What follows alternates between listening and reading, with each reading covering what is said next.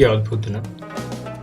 যাকে চিনতাম না, জানতাম না, তার সামনে এখন দাঁড়ালে মনে হয় পুরো দুনিয়া যেন থমকে দাঁড়িয়ে গেছে।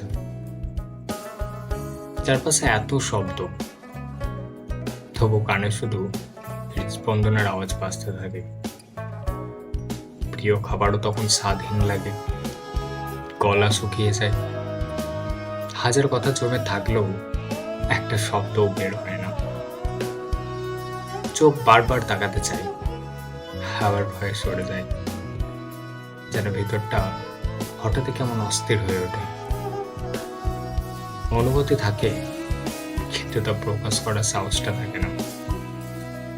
একজনের উপস্থিতি একটা মানুষকে সম্পূর্ণ বদলে দেয়। আর তারপর থেকে হৃদস্পন্দন একটু বেশি জোরে বাজে, রাতগুলো একটু বেশি দীর্ঘ হয়, আর নীরবতাগুলো অনেক বেশি কথা বলতে শুরু করে।